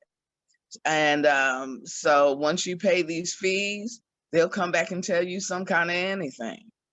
And it is really, it's getting to the point where it is very expensive to be broke in Metro Atlanta. So having some sort of facility or some sort of organization for tenants who live in existing apartments and those renters who live in homes and neighborhoods, neighborhood associations. Those are 2 entities that can help tenants navigate some of the red tape, connect them with other organizations. One thing I would like to mention is that we do need some sort of central repository for all of the groups in each county who are doing this work. I mean, I have been doing advocacy work in Atlanta for a few years, but it is very difficult for even someone like me. If you would have asked me who's doing this work in Atlanta, I don't know what to tell you, because I mean, I can tell you of some people that I've come across, but there's probably far more who are doing this that we don't know. So I think a lot of resources are not being used because we simply don't know where you are and how to tap into them. So, you know, my part is more of an organizing component. That is sort of my background. And I would like to see more people get engaged.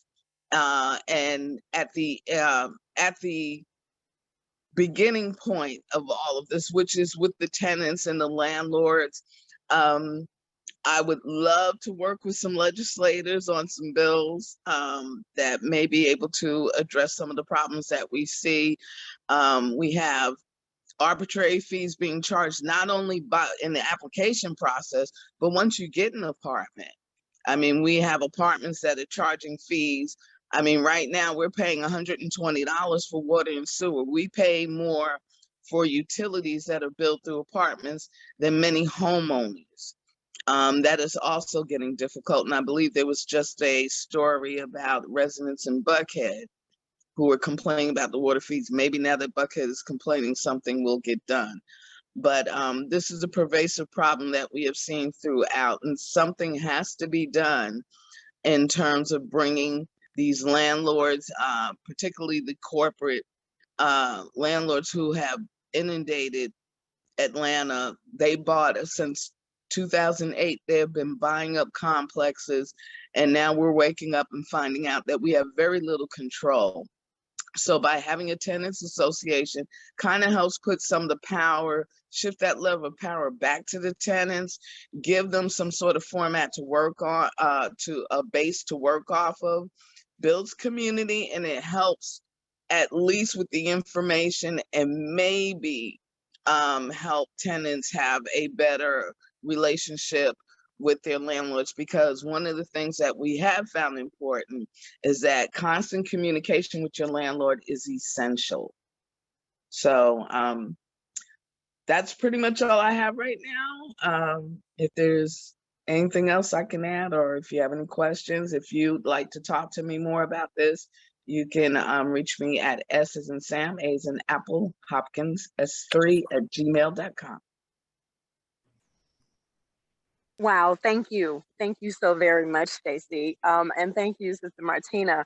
So I have made it to part of the destination, heading to a homegoing. But thank you. Now, Stacy, one of the things, and were there any questions? I don't see anything in the chat. I think everyone, who was that? Okay. Stacy, if you would, because you spoke to us in December about this, and then as you just updated us on looking more into it. So I noted you had mentioned before about the limited spacing that is available now in the properties, actually for organizing with the tenants. Monica, I put in the chat regarding Monica Delancey, and she, of course, holds regular resource calls and has been able to receive funding for what she's been doing over the years in Austell at the We Thrive Renters Association, formerly We Thrive in Riverside. But with you, as you're speaking in town, right, and on the what would you call that? The not the outskirts, but it is the outskirts, right? And not the suburban I'm in area, the East Point. right? I'm on the edge of the East Point, Atlanta.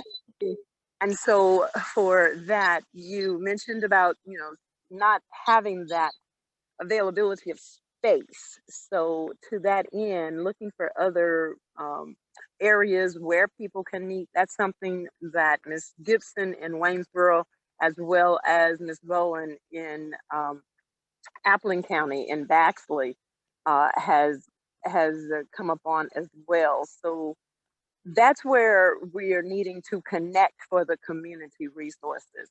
So that means what you had mentioned about libraries. So what did you find about the library? Well, I mean, I'm fortunate. I mean, I live in a complex and we do have a community room. Unfortunately, it is being renovated and it's not available, but you always have, and meeting spaces are always available at your public libraries. That is one of the best secrets. If you want to have meetings, check out your local library. If you have local business people that have a business or space, reach out and talk to them and ask them, hey, is it okay if we use a back room for a meeting? That is one of the challenges that organizers and activists always have, is finding space to have these meetings. And not everybody wants to open up their home. Some people just don't have the space. I'm kind of that person. This is my space and I don't really want to do that. But do check into what public facilities that you have. There are community centers, there are public libraries in just about every community in Georgia. So reach out and see what is available in your neighborhood, and don't, closed mouths don't get fed. If you don't ask, you won't know. Someone is asking for your email address, if you would please, in the chat.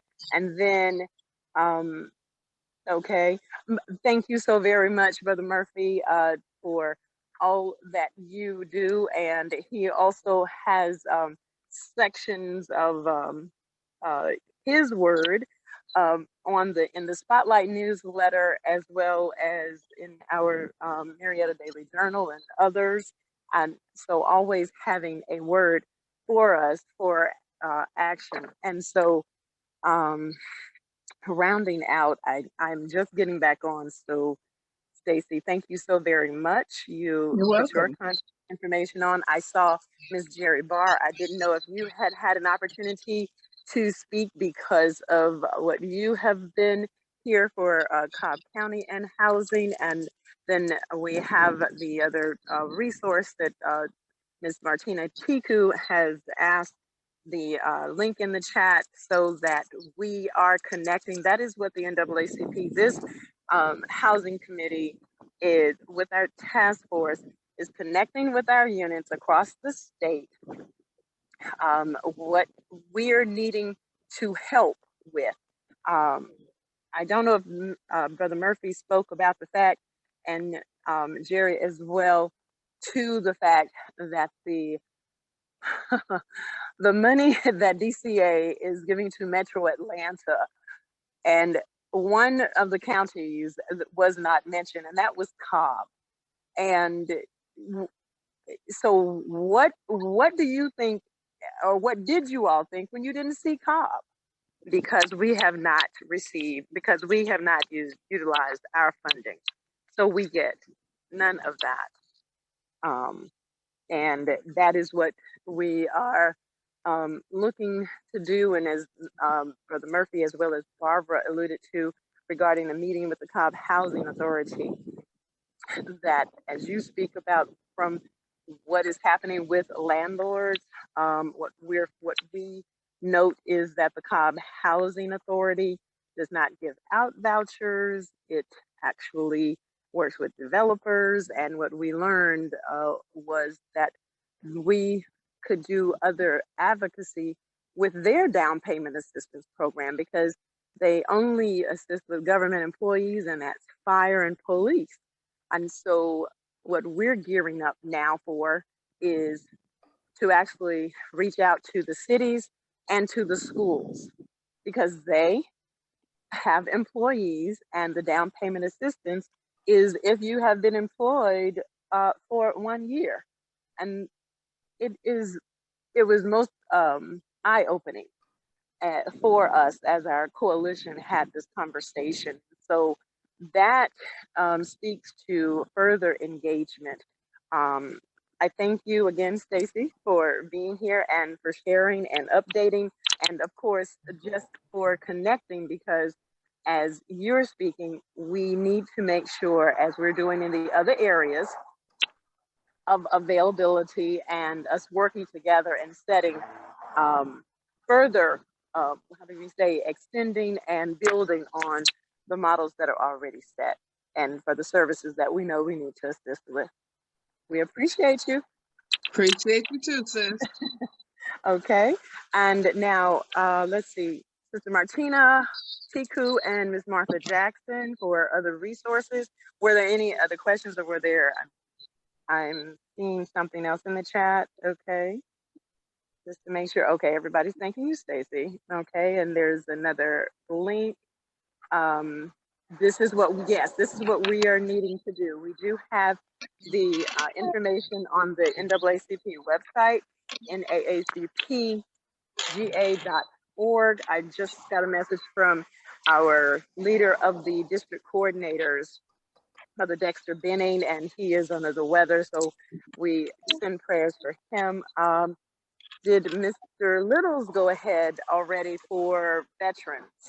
Okay, there he is. Okay, thank you. All right. That's now me I'm all gonna, jacked up. you go ahead. So therefore, I'll be really brief.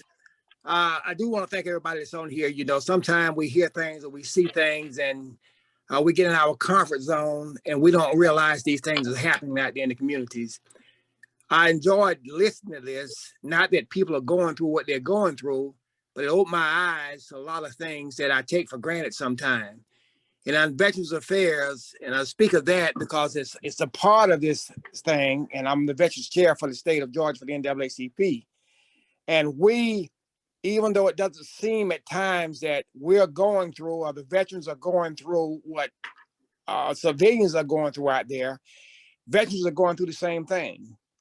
They're being homeless, they're being put on the streets, evicted, want houses, can't make the down payment. But I just want to say that we're putting at NAACP, we have veterans chairs in each one of the organizations, are trying to get one established in each organizations. And we have meetings monthly. And we are trying now to reach out to the communities, veterans communities, and not just veterans community, all people that are being evicted and having problems now to see what are going on in those areas. I know a lot of this is about the city because that's where a lot of things are taking place at. But I'm finding out now that it's taking place everywhere. It may be at a minor scale, but it's taking place everywhere. And I just want to say, to take a little burden off of it, when you're talking to veterans out there, send veterans to the VA. The VA has an veterans eviction and housing seminar, or a housing element that support veterans. It's a collaborative effort to support the organizations in resolving conflict with any military community, whether it's children, family members, or that veterans. It's not being utilized as much as ought to be. And we realize on other things, other means out there. I'm not saying don't do that, but I'm saying there's other resources out there to gather information from and to get assistance that will keep a veteran and their family members off the street. So reach out to them, and we have a meeting every month, and we're going to start doing a little bit more often to get an update from the veterans in different areas to see what's going on in those communities. And again, I say that I appreciate the opportunity to say something. I do believe that the programs, and I think they put it in the chat room with the DAC, they're administering the money. And there's a lot of money being funded out there to all organizations. Out there, look at your veterans organizations also, your service organizations, such as the DAV, the Vietnam Veterans Association, the American Legions. These people are reaching out and they have resources also to assist veterans in their needs, whatever it may be.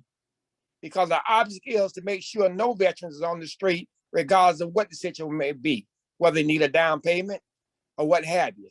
There's programs within to assist in that. God bless. Awesome, awesome. Thank you so very much, Brother Littles, always. And we also have the veterans organization, Zion Keepers Incorporated. They have a Facebook page. They assist the veterans, homeless veterans. They have a 9-month programming as well, and partnership with landlords and properties for a certain amount of units for their homeless veterans. And so they are in Cobb as well as Gwinnett and I think it's Stone Mountain. So they couldn't be with us, but definitely this is one that technically it can be anywhere and assisting. They also feed homeless every day at their location. So we appreciate you for all of the insights you have been given over the years, and we appreciate you remaining to be that voice for the people. Thank you. What was the name of that organization? What was the name of that organization? Zion Keepers Incorporated. One word. Let me say that. Yes, Zion Keepers, one word. Ms. Veronica Sagallo, as well as Ms. Ada Wakina and little sister Valerie, and they're making it happen. They have been fortunate enough to actually receive multiple CDBG grants for the assistance of housing, as well as ERA funds and EFSG. Thank you. As well, yes. So opportunities abound in our community. Thank you so very much, Brother Little. And so now, Martina, or anyone else with any information, any programs, I regret you all, I am about to be in transit again and will be totally out of range. And I thank Ms. Martina Tiku for holding this down and for you all continuing in this stead, okay? This is Martina. I will just say quickly, I did put the link, I put a few links in the chats. One is just for, we asked everyone, just so we can keep track of who was in attendance and make sure that we can follow up with you and share additional resources. So that's the, I'll put the links again, but that's the one that I put just a few minutes ago. If you could submit that, just so we have your contact information and let us know if there's other topics that you'd like us to cover in the future. And then the second thing is, again, and I'll share this link again, but we are putting together a resource database to further our Navigator program, but just in general, so we can have a list of resources to provide with community members that reach out to us for assistance. I think Ms. Hopkins, you raised a great point of, sometimes we don't know who else is doing this work. And there are a lot of people, as we can see demonstrated on this call, who are really committed to supporting those in our community facing housing instability. And it would be a shame to miss out on that great work and those resources just for lack of access to that information.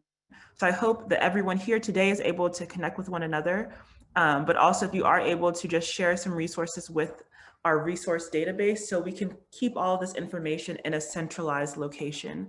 So I'll add those two links to the chat again. But as far as resources, that's all that myself and Ms. Martha Jackson had to present on. Anyone else would like to please provide us with this, we're making this available because we're trying to get to our units so that for connecting with people in the community. Another aspect is our peer support liaisons. They are the ones that help. Hey, this is Stanley assisting Smith. with other, they may know, we may not.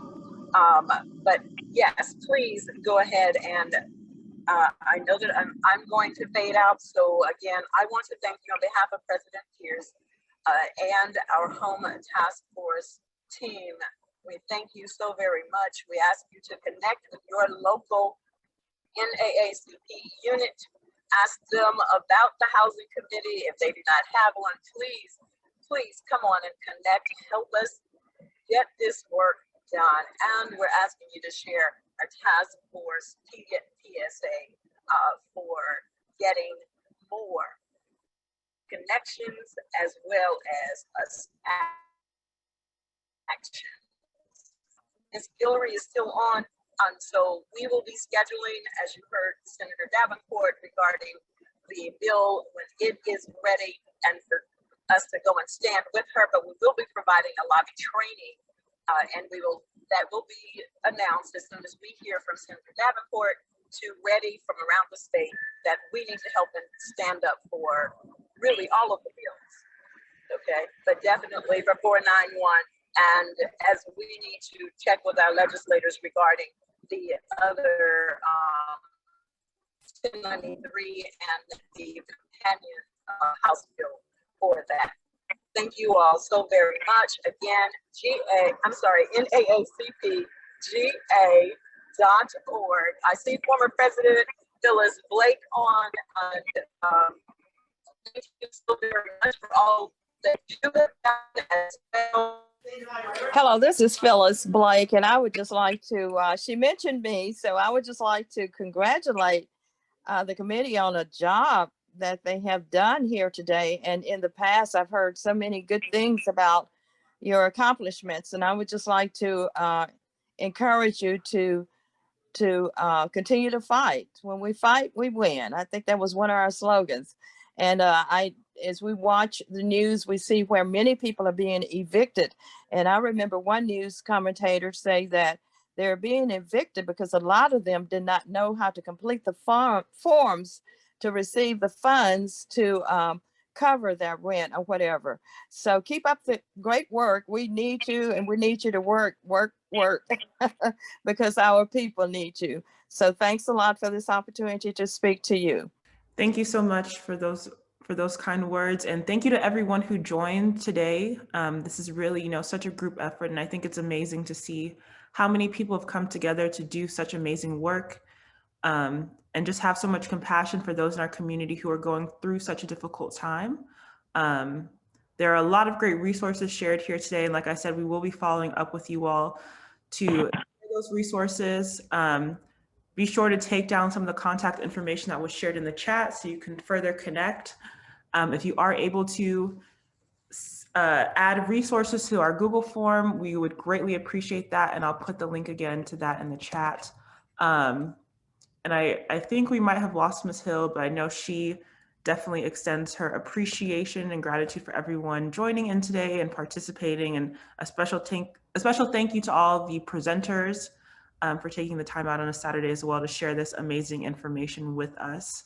But yes, if there's no further questions or remarks, Ms. Hill, I don't know if you can still hear us. I'm assuming we may have lost her. And if not, we will go ahead and close out this event. But again, thank you all so much for participating and just taking the time to be here and really dive into this information.